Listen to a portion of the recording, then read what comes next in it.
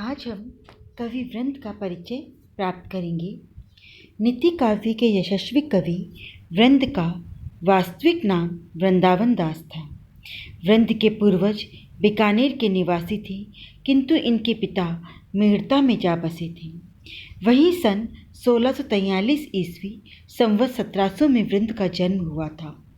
10 वर्ष की आयु में ही वे अध्ययन हेतु काशी चले गए थे, जहाँ उन्होंने ताराजी नामक पंडित से साहित्य, दर्शन आदि विषयों का ज्ञान प्राप्त किया था। मेड़ता आने पर जसवंत सिंह ने धन देकर वृंद का सम्मान किया। जसवंत सिंह के प्रयासों से औरंगजेब के कृपापात्र नवाब मोहम्मद खां के माध्यम से वृंद का प्रवेश शाही दरबार में हो गया। वृंद ने दरबार में पयोनिधि परियो चाहे मिस्री की पुत्री नामक समस्या पूर्ति कर औरंगजेब का दिल जीत लिया। औरंगजेब ने वृंद को अपने पौत्र अजीम उस-शान का शिक्षक नियुक्त कर दिया। जब अजीम उस-शान बंगाल का शासक हुआ तो वृंद भी उसके साथ चले गए। किशनगढ़ के राजा राज सिंह ने 1707 ईस्वी में वृंद को मुस-शान से मांग लिया। किशनगढ़ में ही संवत 1780 में वृंद का देहावसान हुआ। वृंद की 11 रचनाएं प्राप्त हैं। समेत शिखर छंद, बाहु पंचाशिका, श्रृंगार शिक्षा, पवन पचीसी, हितोपदेश संधि, वृंद सत्सई, वचनिका, सत्य स्वरूप, यमक सत्सई, हितोपदेशाष्टक और भारत कथा। वृंद ने समेत शिखर छंद में 56 छंद में जैन संप्रदाय के प्रसिद्ध तीर्थ समेत शिखर का महात्म्य वर्णन किया है। बाहु पंचाशिका में श्रृंगार रस प्रदान 22 दोहे और 25 सवये हैं। श्रृंगार शिक्षा वृंद ने औरंगजेब के वजीर नवाब मोहम्मद खां के पुत्र मिर्जा कादरी की पुत्री को पातिव्रत धर्म की शिक्षा देने के प्रयोजन से की थी। वृंद सत्सई उनकी सर्वाधिक प्रसिद्ध रचना है। यह कृति नीति साहित्य का श्रृंगार है। मिश्र बंधुओं ने वृंद की प्रताप विलास नामक रचना का भी उल्लेख किया है, किंतु डॉक्टर मोतीलाल मेनारिया इसे वृंद की प्रामाणिक रचना नहीं मानते। नीति और श्रृंगार उनके काव्य की प्रमुख विषय है। वृंद ने ब्रजभाषा का सरस रूप प्रयुक्त किया है। उनकी रचनाएं सरस तथा हृदय स्पर्शी है तथा वृंद की कविता को ऐतिहासिक महत्व प्राप्त है। वृंद सत्सई से कुछ दोहे हमारे सेकेंड ईयर के कोर्स में रखे गए हैं। उनकी व्याख्या आज मैं आपके सामने कर रही हूँ। प्रथम दोहा है, नीकी पे फीकी लगी बिनु अवसर की बात, जैसे बरनत युद्ध में रस सिंगार न सुहाग। कवि वृंद कहते हैं कि हम जो भी बात करते हैं वह समय के अनुसार होनी चाहिए। अगर समयानुकूल बात नहीं है तो वह बात कितनी भी अच्छी हो वह अच्छी नहीं लगती है। नीकी पे फीकी लगे, नीकी यानी अच्छी, फीकी यानी नीरस, कि कितनी भी अच्छी बात हो परंतु वह फीकी लगती है बिनु अवसर के बाद, यदि वह अवसर के बिना कही जाए वह समयानुकूल नहीं हो। जैसे बरनत युद्ध में रस सिंगार न सुहाग। एक उदाहरण देते हुए कवि वृंद कहते हैं कि जिस प्रकार युद्ध में अगर युद्ध के वर्णन करते वक्त अगर श्रृंगार रस की बात की जाए तो वह सुहावना नहीं लगता है, वह सरस नहीं लगता है। उसी प्रकार बिना अवसर की बात अब कितनी भी अच्छी हो वह नीरस लगती है। श्रृंगार रसों का राजा है और श्रृंगार प्रत्येक मनुष्य के मन को आनंदित करता है, परंतु जब श्रृंगार रस के बाद वीर रस के समय कही जाए, जब युद्ध के वर्णन के समय कही जाए तो श्रृंगार रस भी जो मन को आनंदित करने वाला है वह भी मन को अच्छा नहीं लगता, वह भी हमें नीरस लगता है। तात्पर्य यही है कि जो भी बात कैसी भी हो वह समयानुकूल होनी चाहिए। समयानुकूल बात ही मनुष्य के मन को आनंद प्रदान करती है। यहाँ पर कवि वृंद ने जैसे के माध्यम से उदाहरण दिया है, इसलिए इसमें उदाहरण अलंकार है। फीकी पे नीकी लगी कहिए समय विचारी, सबको मन हर्षित करे जो विवाह में कारी। प्रथम बात को ही विपरीत दिशा दे करके कवि वृंद कहते हैं फीकी पे नीकी लगी, कितनी ही नीरस बात हो परंतु फिर भी वह अच्छी लगती है। कहिए समय विचारी, अगर वह समय पे विचार करके कही जाए। सबको मन हर्षित करे ज्यों विवाह में गारी। पुनः एक उदाहरण देते हुए कहते हैं कि जिस प्रकार विवाह में समधियों द्वारा दूसरे समधियों को दी जाने वाली गालियाँ भी सबके मन को हर्षित करती है, उसी प्रकार बात अगर बुरी भी है परंतु वह समयानुकूल है तो वह मन को हर्षित करती है, वह सरस लगती है। क्योंकि गाली देना अशोभनीय होता है, गाली देना अच्छा नहीं होता है, गाली सुनना भी हमें अच्छा नहीं लगता है। लेकिन विवाह के अवसर पर जब कन्या पक्ष द्वारा वर पक्ष के समधियों को गाली दी जाती है तो वह वहाँ पर आनंद प्रदान करने वाला होता है। तात्पर्य फिर वही है कि बात अच्छी हो या बुरी हो, उसका प्रभाव इससे पड़ता है कि वह किस समय कही जा रही है। अगर समयानुकूल बात है तो अच्छी बात भी हमें अच्छी लगती है और बुरी बात भी हमें अच्छी लगती है। अति परिचय ते होते अरुचि अनादर भाई, मलयाग्री की भीलनी चंदन देत जराए। यहाँ पर कवि वृंद एक नीति की बात करते हैं कि अति हर चीज की बुरी होती है। अति परिचय ते होते कि अत्यंत परिचय होने पर, अत्यंत प्रगाढ़ता होने पर भी अरुचि अनादर भाई, मन में अनादर और अरुचि की भावना उत्पन्न होती है। एक दृष्टांत देते हुए कहते हैं मलयागिरी की भीलनी चंदन दे जलाए, कि मलयगिरी पर, मलय पर्वत पर रहने वाली भीलनी चंदन के वृक्ष को भी, चंदन की लकड़ी को भी ईंधन के समान जला देती है। क्योंकि मलय पर्वत पर इतने अधिक चंदन के वृक्ष हैं कि वहाँ पर होने वाली चंदन के वृक्ष की महत्ता उतनी नहीं रह जाती है, क्योंकि वहाँ जगह जगह पर चंदन है। इसलिए आसानी से उपलब्ध हो जाने के कारण वहाँ के लोगों की चंदन की महत्ता नहीं होती और वह उसे ईंधन की तरह जला डालते हैं। उसी प्रकार अत्यंत परिचय जब होता है, अत्यंत प्रगाढ़ता जब होती है तो व्यक्ति का महत्व समाप्त हो जाता है। इसलिए हमें प्रत्येक रिश्ते में, प्रत्येक बात में अति से बचना चाहिए, क्योंकि अति जहाँ हो जाती है वहाँ भी कहीं ना कहीं कटुता आ जाती है, महत्व कम हो जाता है। दृष्टांत अलंकार है, मूरख की पोथी दई बाचन को गुण गाए, जैसे निर्मल आरसी दई अंध के हाथ। कवि वृंद पुनः नीति की बात करते हुए कहते हैं कि पात्र को ही चीज़ देनी चाहिए। अपात्र को अगर हम कुछ देते हैं तो अपात्र उसकी महत्ता नहीं जान पाता, उसके महत्व को नहीं पहचान पाता है, वह उसके प्रभाव का अंकन नहीं कर पाता है। एक उदाहरण देते हुए कहते हैं मूर्ख की पोथी दही वाचन को गुण गाए। अगर मूर्ख व्यक्ति को एक किताब पकड़ा दी जाए और उसे कहा जाए कि इसके गुणों का वाचन करो, तो वह उसके लिए उसी प्रकार होगा जैसे निर्मल आर से दई अंध के हाथ।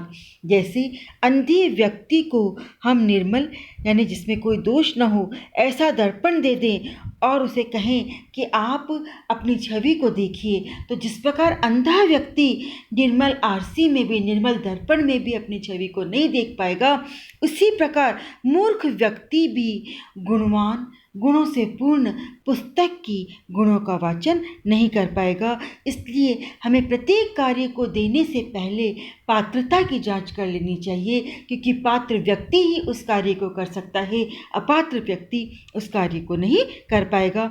तो कवि वृंद हमें ये समझाना चाहते हैं कि हमें कार्य को देने से पहले पात्रता की जांच कर लेनी चाहिए।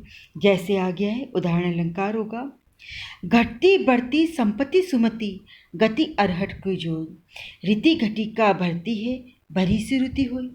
कवि वृंद कहते हैं कि समय कभी एक सा नहीं रहता है। समय हम अपनी बुद्धि पर, अपनी संपत्ति पर कितना ही अहंकार कर ले, लेकिन वह सब नश्वर है, एक न एक दिन समाप्त हो ही जाना है। इसलिए हमें उस पर अहंकार नहीं करना चाहिए। समय जो है परिवर्तनशील है, वह कभी एक सा नहीं रहता। घटती बढ़ती संपत्ति सुमति, कवि वृंद कहते हैं कि संपत्ति और सुमति अच्छी बुद्धि जो है वह कम और अधिक होती रहती है। गति अरहट की जोई, किस प्रकार जैसे कि हमें अरहट की गति को देखना चाहिए कि वह क्या करता है। रीति घटिका भरती है भरी सी रीति हुई, कि खाली घड़े को तो वह भर देता है और जो भरी हुई बाल्टी है, भरा हुआ घड़ा है, उसको वह क्या करता है, खाली कर देता है। तो जिस प्रकार अरहट परिवर्तनशील होता है कि वह खाली घड़े को भरता है और भरे घड़े को खाली कर देता है, उसी प्रकार जो समय है वह भी परिवर्तनशील है। मनुष्य के पास जो कुछ है वह सदैव नहीं बना रहता है, इसलिए हमें समय के अनुसार कार्य करते हुए अपने पास जो भी है उसको पर अहंकार नहीं करना चाहिए, क्योंकि वह नश्वर है, समय परिवर्तनशील है, वह कभी भी बदल सकता है। पुनः दृष्टांत अलंकार है। उत्तम जन की होड़ करी नीच न हो त्रसाल, कौवा कैसे चल सके राजहंस की चाल। कवि वृंद कहना चाहते हैं कि हम प्रतिस्पर्धा करके ऊपर नहीं उठ सकते हैं, अपने आप को उच्च पदस्थ नहीं कर सकते हैं। अगर हमें उच्च पद को प्राप्त करना है तो हमें अपने अंदर गुणों को लाना होगा। किसी की होड़ करके, किसी से प्रतिस्पर्धा करके हम उच्च पदस्थ नहीं हो सकते हैं। उत्तम जन की होड़ करी, श्रेष्ठ जन की प्रतिस्पर्धा करके नीच न हो रसाल, जो नीच व्यक्ति है वह रसपूर्ण नहीं हो सकता। कौवा कैसे चल सके राजहंस की चाल, कि अगर कौवा राजहंस की चाल के अनुकरण करना चाहे, उसकी प्रतिस्पर्धा करना चाहे, तो वह राजहंस की चाल नहीं चल सकता है। यहाँ कौवा प्रतीक है नीच व्यक्ति का और राजहंस प्रतीक है उत्तम जन का, कि जिस प्रकार कौवा राजहंस की गति चाल को प्राप्त नहीं कर सकता है, उसी प्रकार जो नीच व्यक्ति है वह श्रेष्ठ जन से प्रतिस्पर्धा करके उसके समान नहीं हो सकता है। अगर हमें उच्चता को प्राप्त करना है, उत्तमता को प्राप्त करना है, श्रेष्ठता को प्राप्त करना है, तो हमें नीचता को छोड़ करके, हमें शुद्धता को छोड़ करके अच्छे गुणों को अंगीकार करना होगा, तभी हम उच्च पद को प्राप्त कर सकते हैं, श्रेष्ठता को प्राप्त कर सकते हैं। सिर्फ प्रतिस्पर्धा करके हम उसको प्राप्त नहीं कर सकते। जो पावे अति उच्च पद ताको पतन निदान, जो तपि तपि मध्याह्न लो अस्तु होते भान। कवि वृंद कहते हैं कि एक समय के बाद, एक स्थान के बाद सबका पतन निश्चित है। कोई भी व्यक्ति ऐसा नहीं हो सकता कि वह सिर्फ ऊपर ही ऊपर जाए। एक वक्त आता है जब उसका भी अंत हो जाता है। इसलिए हमें क्या करना चाहिए, अभी वर्तमान स्थिति में अपनी श्रेष्ठता पे घमंड नहीं करना चाहिए, अहंकार नहीं करना चाहिए, क्योंकि एक न एक दिन उसको भी अंत होना है। क्योंकि यहाँ पर शाश्वत, इस संसार में शाश्वत कुछ भी नहीं है, सब कुछ नश्वर है, सब कुछ एक न एक दिन समाप्त हो जाता है, सब कुछ क्षणभंगुर है। जो पावे अति उच्च पद, कि जो अत्यंत उच्च पद को प्राप्त कर लेता है, ताको पतन निदान, अंततः उसका भी पतन होना अवश्यंभावी है। जो तपि तपि मध्याह्न लो अस्त होते बहान, उसका एक उदाहरण देते हुए कहते हैं, जिस प्रकार सूर्य दोपहर तक आते आते अपने प्रखर ताप को प्राप्त कर लेता है, परंतु उस प्रखर ताप को प्राप्त करने के बाद शाम होते होते वह भी क्या होता है, अस्त हो जाता है। तो प्रत्येक आगे बढ़ने की, ऊंचा उठने की एक सीमा होती है। जब हम उस सीमा को प्राप्त कर लेते हैं तो हमें पुनः नीचे आना ही होता है। जिस प्रकार सूर्य भी प्रातः से लेकर मध्याह्न तक अपने ताप में प्रखरता लाता चलता है, लेकिन जब वह पूर्ण प्रखरता को प्राप्त कर लेता है तो अंततः क्या होता है, उसे नीचे आना होता है और शाम होते होते उसका ताप समाप्त हो जाता है, वह अस्त हो जाता है। तो इस प्रकार कवि वृंद इस उदाहरण के माध्यम से समझाना चाहते हैं कि अत्यंत उच्च पद को प्राप्त करके, अत्यंत श्रेष्ठता को प्राप्त करके हमें अहंकार नहीं करना चाहिए, क्योंकि एक न एक दिन उसको भी नीचे आना ही होता है, उसको भी नष्ट होना ही है। करे बुराई सुख चहे कैसे पावे कोई, रोपे बिरवा आप को आम कहाते होई। कवि वृंद कहते हैं कि हम जैसे कर्म करते हैं वैसे ही हमें परिणाम प्राप्त होते हैं। हम बुरे कर्म करके अगर अच्छे फल की आशा करते तो वह संभव नहीं है। उसको बताते हुए वे कहते हैं, करे बुराई सुख चाहे, कि हम बुराई करके सुख की प्राप्ति करना चाहें, कैसे पावे कोई, तो उसे कोई प्राप्त नहीं कर सकता। कि बुरे कर्म करके हम अच्छे फल को प्राप्त नहीं कर सकते।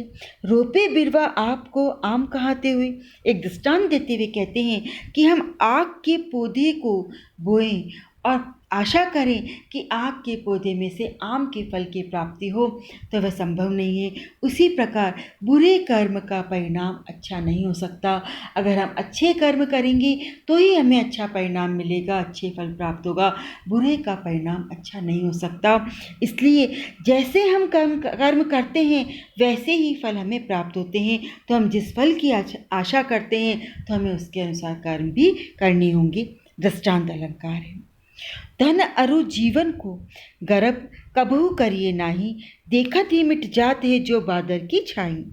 कवि वृंद पुनः मनुष्य को समझाते हुए कहते हैं कि संपत्ति का, यौवन का, जीवन का, धन का हमें कभी भी गर्व नहीं करना चाहिए, उस पर अहंकार नहीं करना चाहिए, क्योंकि वह कैसा क्षणभंगुर है, नश्वर है। देखत ही मिट जाते जो बादल की छाई। जिस प्रकार बादल से प्राप्त छाया पल भर में देखते देखते समाप्त हो जाती है, कि जो यूं ही बादल आता है उसकी छाया होती है, लेकिन जैसे ही बादल एक पल में बादल हट जाता है और छाया पुनः धूप में परिवर्तित हो जाती है, उसी प्रकार जीवन में भी यौवन और धन जो है वह पलक झपकते ही परिस्थितियां बदल जाती है और समाप्त हो जाते हैं। इसलिए हमें कभी भी जो क्षणभंगुर है, नश्वर है, उस पर घमंड नहीं करना चाहिए। उदाहरण अलंकार है। ओछे नर के पेट में रहे न मोटी बात, आध शेर के पात्र में कैसे शेर समा। पुनः कवि वृंद कहते हैं कि अगर हमें अपनी बात किसी को कहनी है, अगर हमें किसी व्यक्ति को महत्व प्रदान करना है, किसी को कोई कार्य देना है, तो हमें उसे पात्रता की जांच कर लेनी चाहिए। अपात्र को दिए गया कार्य कभी भी सार्थक नहीं हो सकता, सफल नहीं हो सकता। ओछे नर के पेट में रहे न मोटी बात। जो शूद्र व्यक्ति होता है, ओछा व्यक्ति होता है, उसको अगर हम रहस्यमय कोई बात बताते हैं, अपना राज बताते हैं, कोई गुप्त बात बताते हैं, तो वह उसके पेट में नहीं रह सकती, वो सबको बता देगा। आधे शेर के पात्र में कैसे शेर समा। एक दृष्टांत देते हुए कहते हैं कि जिस बर्तन की सीमा आधा किलो की है, अगर उसमें हम 1 किलो चीज़ डाल देंगे तो बर्तन में से क्या होगा, वह 1 किलो चीज़ छलक कर बाहर आ जाएगी। उसी प्रकार जिस व्यक्ति का मन छोटा है, जिस व्यक्ति का मन क्षुद्र है, जिस व्यक्ति के मन में बात पच नहीं सकती, अगर हम उसे कोई गुप्त बात बताते हैं तो वह भी बाहर छलक ही जाएगी। इसलिए हमें अपनी बात को बताने से पहले, किसी कार्य को करवाने से पहले व्यक्ति की पात्रता को देखना बहुत आवश्यक है। अपात्र को दिया गया कार्य कभी भी सार्थक नहीं हो सकता, कभी भी सफल नहीं हो सकता है। पुनः दृष्टांत अलंकार है। धन्यवाद।